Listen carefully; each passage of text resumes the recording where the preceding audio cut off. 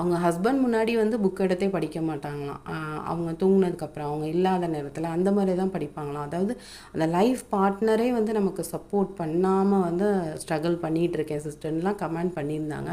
So அந்த மாதிரி அம்மா அப்பா சப்போர்ட் இல்லை மாமனார் மாமியார் சப்போர்ட் யாரோட சப்போர்ட்டுமே இல்லாமல் ஓகே ஹஸ்பண்ட் வந்து ஏதோ கொஞ்சம் சப்போர்ட் பண்ணிட்டு படிக்கிறவங்களும் இருப்பாங்க. தன்னோட குழந்தைங்களுக்காக வீட்டு வேலையெல்லாம் முடிச்சுட்டு படிக்கிறவங்க இருப்பாங்க. இப்படி ஒவ்வொரு நாளுமே ஒவ்வொரு விதமான போராட்டத்தை வந்து ஃபேஸ் பண்ணிக்கிட்டு சரி ஓகே இது எல்லாத்தையும் சமாளிப்போம் அப்படின்னா ஃபேமிலியில் ஏதாவது பிரச்சனை வரும். புக் எடுத்து நம்ம ஒரு ஷெட்யூல் போட்டு படிச்சுட்ருக்கலாம் அப்படின்னா தேவையில்லாத ஏதாவது பிரச்சனை வரும். இல்லை ஏதாவது ஒரு ஃபங்க்ஷன் வரும். கண்டிப்பாக அந்த ஃபங்க்ஷனில் போய் நம்ம முன்னாடி நின்று எல்லா விஷயத்தையும் செய்ய வேண்டியதாக இருக்கும். அதை வந்து நம்ம கண்டிப்பாக அட்டன் பண்ண வேண்டிய சூழ்நிலை இருக்கும். அதை வந்து தவிர்க்க முடியாது.